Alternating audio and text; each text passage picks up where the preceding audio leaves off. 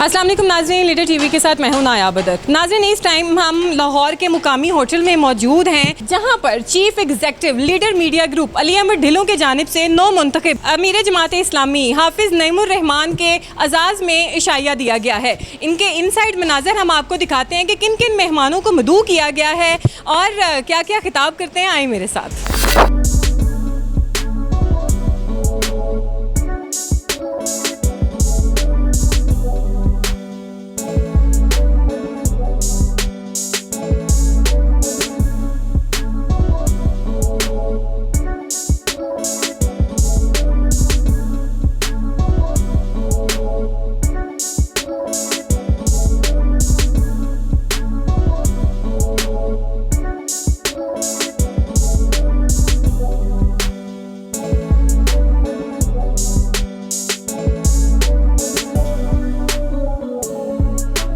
तो मैं गुजारिश करता हूँ जनाब हमारे दोस्त अली अहमद ढिल्लों साहब के से, जो आज के मेज़बान हैं, कि वो आपके इस्तकबाल के लिए चंद कलमात कहें। बिस्मिल्लाहिर्रहमानिर्रहीम। शुक्रिया इलामा साहब।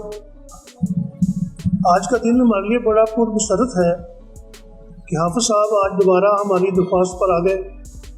मेहरबानी तो वो हम पर अक्सर करते रहते हैं, हम उनके मशकूर भी रहते हैं, लेकिन ये बड़ा नाजुक सा वक्त है जब जमात इस्लामी धरना देने के बिल्कुल करीब है।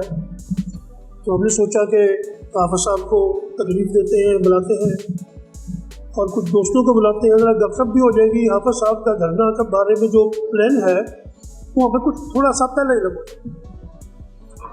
हाफिज़ साहब से मैं ज़ाती तौर पर बड़ा मुतासर भी हूँ और जमात इस्लामी से मैं काफ़ी देर के बाद मुतासर हूँ। अमीरुद्दीन साहब बैठे हैं, हमारे बचपन के दोस्त हैं। जमात ने उम्मीदें भी बहुत दी लोगों को, लेकिन फिर वो उम्मीदें खुद ही तोड़ दी। बेशुमार वक्त स्पेशली 77 to 93 जो जमात की पॉलिसीज थी, उसने जमात से हमें काफ़ी ज़्यादा दूर किया। माशाअल्लाह की मदद, जहाद अफ़गानिस्तान के नाम पर जो पूरी दुनिया में ड्रामा हुआ, हमारी तरह जमात भी उनकी बातों में आ गए। लेकिन जब से हाफिज़ साहब ने सियासत में हिस्सा लेना शुरू किया है तो जमात इस्लामी में एक नई ताकत, नई सोच, नया हौसला दिखाई देता है। मोहतरम जनाब अली अहमद ढिल्लों साहब, जनाब मुजीब रहमान शानी साहब, जनाब अमीरुल अज़ीम साहब, सलमान गनी भाई और मेरे बहुत ही काबिल एहतराम ख़वातीन और हज़रात, सबसे पहले मैं बहुत शुक्रगुज़ार हूँ अली अहमद ढिल्लों भाई का कि उन्होंने इज़्ज़त अफ़ज़ाई फरमाई है। और मुझे याद है अब से कुछ महीने पहले आपकी किताब की तकरीब रहनुमाई थी, उसमें भी मुझे हाज़िर होने का मौका मिला था और तकरीबन ऐसे ही तमाम मबाहिस वहाँ भी थे। तबादला ख्याल था, मुख्तलिफ़ुल ख्याल लोगों ने इज़हार ख्याल किया था। और उस वक्त भी मैंने एक बात अर्ज़ की थी, मुझे याद आ गई है, इलेक्शन नहीं हुए थे और मैंने ये अर्ज़ किया था कि कराची में जो बल्दियाती इंतखाब में हुआ है ये ट्रेलर है और पूरी फिल्म अभी चलनी है। और आपने देखा कि वो फिल्म चल गई है और उसके जितने भी विलन हैं उस सारे के सारे हीरो बनकर हमारे ऊपर मुसल्लत हो गए हैं।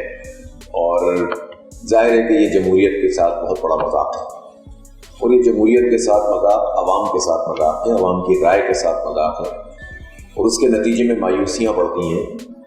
जो लोग ये काम कर रहे होते हैं बहुत शॉर्ट साइटेडनेस होती है उनकी, थोड़ा सा देखते हैं और वक्ती मफादात के लिए कुछ फैसले कर लेते हैं, लेकिन ये नहीं महसूस करते कि जब नौजवानों में मायूसी फैल जाए और उनके पास कोई रास्ता ना हो तो फिर उसके नतीजे में अफरा तफरी फैलती है। आप बुनियादी सहूलत की चीज़ें लोगों को फराहम ना करें। तालीम का अभी अल्लामा सिद्दीक़ी साहब ने बताया कि 2 करोड़ 62 लाख बच्चे, 2 करोड़ 62 लाख ऐसे बच्चे हैं 5 साल से 15 साल की उम्र के, जिन्हें स्कूल में होना चाहिए वो स्कूल में नहीं है। ये 77 साल गुजर चुके हैं हमारी आज़ादी को और उसके बाद तालीम की ये सूरत हाल है। ये वो सारी चीज़ें हैं जिसकी बुनियाद पर हम ये धरना कर रहे हैं और मेरी आप लोगों से ये रिक्वेस्ट है कि आप इसका पार्ट बने, लिखें, बोलें, सोशल मीडिया पे बोलें। ये जमात इस्लामी का धरना नहीं, पाकिस्तान की कौम का धरना है। इस वक्त पूरे पाकिस्तान में लोगों का एक ही मुतालबा है कि ये जुल्म खत्म किया जाए।